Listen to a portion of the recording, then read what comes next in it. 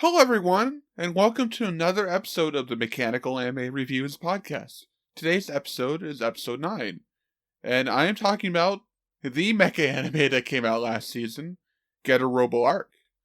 Last month, I discussed the overproduction media from animation to live action across the world in a very short but vague posts, but this month is a bit happier with focus on Getter Robo Arc. Getter Robo Arc was a blast to watch every Sunday. For me, it was a part of my Super Robot Sunday, because I watched Brave X Kaiser and then Voltus 5, and then ended that watching session with Getter Robo Arc, so I was always in the mood for it.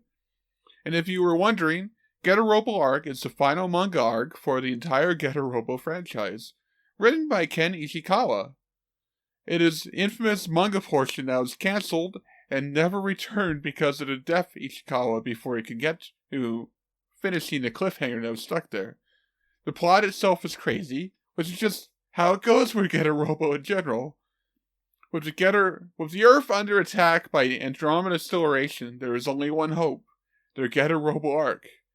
With the crew formed from Takuma Nagare, son of the great Ryoma Nagare, Kiyomi. Kamui, who is the half-son of the dead Emperor Gore of the Dinosaur Empire, and the sidekick Baku, the three unite to fight the Hyaki Empire. Well, Andromeda Stellation. Of course, it gets to be more insane than with the appearance of the Getter Robo Emperor that is destroying the Andromeda Stellation far in the future, which makes him pretty desperate, and some crazy timeline things, and the appearance of the Dinosaur Empire at some point. So many other things. It's that crazy, especially with a lot of fan-favorite characters showing up too. I didn't talk about the specifics of the history, but this is the one about the current generation after Ryoma and everyone else disappeared, and hoping to finish the overwhelming fight against,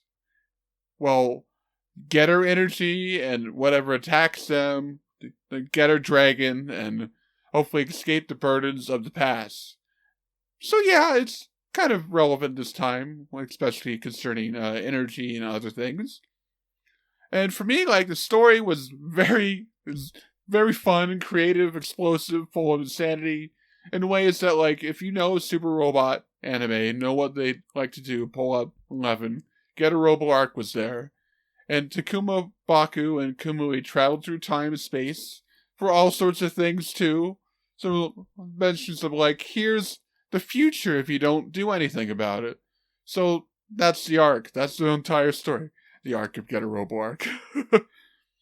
So obviously this adaptation, directed by Jun Kawagoe, behind all the other Getter Robo OVAs and some other serious material adaptations like Cyborg 009 vs. Devilman, was a massive passion project for a lot of people.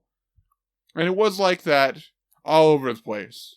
Jam Project came around to create whole new version songs from the previous Getter Robo OVAs. They created an amazing opening for the series, which is so good. There are additional characters placed in the series too from from the history of it. Just make sure it was a full rounded piece where all sorts of fan service, the good kind, could be there. And it was just great. Even had seiyus from the past and future Getter Robo series there too. And plus new seiyus influenced by past seiyus. So it was obviously that one carryover work. We could show that so many people love Getter Robo.